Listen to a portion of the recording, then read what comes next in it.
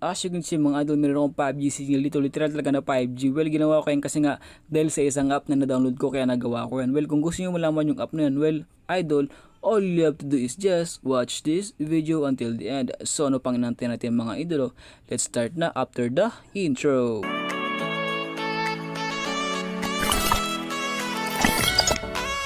What's up social media warriors, it's me again, i-vlog at your service. So, for today's video mga idol, if walang settings yung 5G dyan sa inyo or walang settings ng 5G dyan sa inyong mga phone, well, eto na ang paraan idol para magkaroon ng 5G settings dyan sa inyong phone. And dito idol, may isa ka lang app na i-download and then yun na magbibigay sa inyo ng 5G settings or 5G signal. So as you can see idol, sa akin is 4G plus lang po yun. Now, gawin natin 5G yan mamaya gamit ang 5G settings na yun. So kung gusto mo malaman yan, well, all you have to do idol is just watch this video until the end. Pero bago yun idol, if bago ka pa lang sa akin channel, please mag-subscribe ka na. And kapag nakapag-subscribe ka, well, comment mo lang sa baba, I subscribe, dahil malay mo, idol, isa ka sa mapipili kong manalo ng pag-giveaway ko dito mga idol. So ito pong app na download nyo, which is this one right here. So ito pong ginagalaw-galaw ko. So itong pakalan po ng app is, wait, 5G setting. So kapag i-type nyo sa Play Store yan mga idol, so automatic po nalalabas yan. For example, in my case, setting.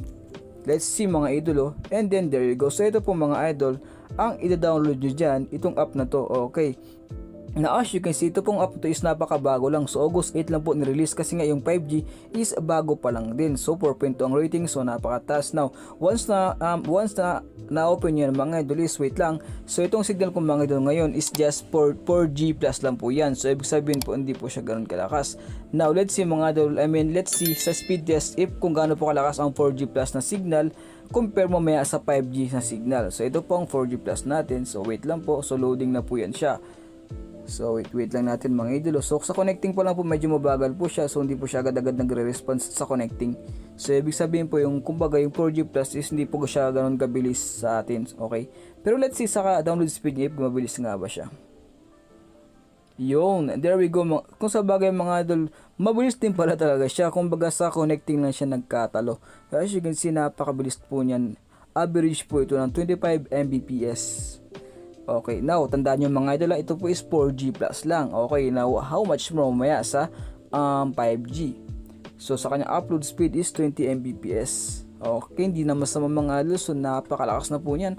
Okay, good for gaming na po ito. Online games like Mobile Legends or Call of Duty kung gusto niyo. Of course, if may online class ka like me, well, goods na po ito for online class. So wala na pong lang ito, so makakasabay ka na po sa 4G plus po dito sa amin. Or of course, dyan sa mga lugar nyo sa 4G plus na signal dyan. Kasi nga ang 4G plus is napaka-solid din po yun, napakalakas din po. So as you can see sa kanyang download speed is 25.4 download Mbps, and then sa upload naman po is 20 Mbps. So hindi na po masama. Sa ping is 30 ms and then sa jitter is 15 ms. So yun mga idol, so ito napakalipit. So wala pa tayong ginawa dyan. Now, once na ginamit natin app na to mga idol, which is this one right here. Pero bago yan mga idol, may papakita muna sa inyo, okay. Para malinawan talaga kayo. Now, dito mga idol is punta po tayong settings. Reset. So ito. And then sa settings mga idol, click nyo lang po yung SIM card mobile data, and then punta po kayo sa SIM card na ginagamit nyo, which is yung SIM card na ginagamit yung mga idol na pang data. So ito. So in my case idol, kung makakita nyo mga idol, so ito po sa SIM cards naka-enable po ako. So kung makakita nyo idol, sa aking data roaming is naka-off po yan. So VoLTE calls naka-off din po yan. Sa Wi-Fi calling naka-off din po yan. Now kung makakita nyo idol, dito sa preferred type network ko na to, mayroon pong nakalagay dyan 4G, 3G, 2G auto. So ibig sabihin nun mga idol is, kung halimbawa yung po nakalagay sa inyo, wag na po kayong pumili dito ng kung saan pa. Kung baga, hayaan nyo na po yun kasi default na pinipili nyo yun. Now, dito mga idol, mamaya papakita ko sa inyo na magkakaroon biglaan dyan ng 5G. Okay, 5G, 4G, and 3G. So, yun mga idol, mamaya papakita ko sa inyo kung paano magkaroon ng 5G yan dyan. Okay. Sa access point names naman mga idol, wala po tayong gagalawin dyan, okay lang po yan dyan. Now, yun na po, gagamitin natin yung app na yun. Let's see pagiging 5G po ng ating signal. Okay, let's see mga idol. So, ito, open ko lang. So ito ang maglalabas dyan mga idol kapag inopen yung app nyan. So ito pang sabi niya, okay, tap phone info to enter a hidden setup page.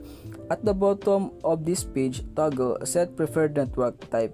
So ito po, ibig sabihin for 2G, select GSM only. So 2G lang po yun kapag select yung GSM. Mamaya papakita ko sa inyo kung ano ibig sabihin ng mga GSM only na yan. And then sa 3G naman, WCDMA only. So yan po ang sa 3G. And then sa 4G naman or 4G plus, LTE select or LTE only. So ito po yun. Now sa 5G naman, for 5G select NR only. So ibig sabihin sa NR settings na NR only lang ang pipiliin nyo para maging 5G yan. So dito sabi niya is click mo rin yung phone info. Click natin yung phone info na to. Okay, na kung makita nyo mga idol, so ito po ang option sa set preferred network. Tandaan nyo mga idol, sa set preferred network type, click nyo po yan dyan. Ito po ang lalabas dyan. So ito po ang mga 2G, ito po ang 2G, sabi niya kayo na is GSM only, 2G lang po yan. And then dito po sa 3G is ito pong GSM na to. And then dito po sa 4G plus, ito po, or 4G is ito pong LTE only. Now ito po ang sinasabi kong settings na gagamit nyo para magkaroon kayo ng NR only, which is 5G only, sabi niya kaya, di ba? Now, as you can see mga idol, may settings po ako dito NR only. So yung sabi niya kayo na is kapag 5G, pili mo yung NR only. Now, let's see if kinik ko tong NR only na to kung magiging 5G yan. So eto na. Let's see mga idol kung magiging 5G nga ba talaga yan. Okay, wait. So medyo matagal ang connection mga idol. So ayun mga idol, wala pang lumabas. Now let's see po sa kapag ganyan po na walang lumabas sa NR only, don't you worry dahil yung pili nyo pinakadulo idol, which is ito. So yan, ito po pinakadulo ang piliin nyo. Kumbaga sama-sama na po ang lahat dyan. Let's see if wala. And then there you go. Let's see mga, diba? Sabi ko naman siya, lalabas ang 5G dyan. As you can see, zoom ko. There you go. There you have it mga idol. Diba? Sabi ko naman sa inyo, napakadali mo ko ng 5G. Just use this app right there. 5G settings. And then there you go. Boom! 5G na ang signal nyo. Just like in my case right here. So yun lang mga idol. No? As you can see, lumipad po siya sa 4G+. Now, speed test natin mga idol. If may pagbabago po siya sa signal. Okay, where is it? Now, try po natin ulit 5G yan. Kasi nga lumipad sa 4G+. Kasi po hindi po stable dito ang 5G sa amin. Okay, now try po natin ulit lipat sa 5G yan. Where is it? Ayaw na talaga mag 5G idol, pero okay lang po, at least ang settings niya is for 5G na po yan. So doon po tayo, try po natin sa 4G NRLT only. Let's see, there we go, 5G na po siya. And then punta po tayo sa ating speed test. So ito po ang speed test natin. So speed test po natin ulit, 24 Mbps kanina. Let's see ngayon kung ilan na. So eto na mga idol, loading na po siya. So medyo mabilis na po siya mag-loading kumpara sa kanina. Okay, so there we have it. And then there you go, boom! As you can see mga idol, mas lumakas po ang ating signal or mas dumabuli po ang lakas ng ating internet speed or download speed. Okay, as you can see, napakalakas na po ng ating signal, just like that. So yun po ang ginawa natin. Kumbaga na-improve po ang internet speed natin ng napalakas na po siya compare sa kanina. As you can see sa upload speed, ganoon din po, lumakas din po siya. Okay, and there we have it mga idol. So that's it. So ito po ang resulta ng 5G na signal. And then there you go mga idol. No? If you like this video, please leave a like naman dyan. Thank you so much. Hindi na magtatagal pa mga idolo. Peace out and keep safe everyone.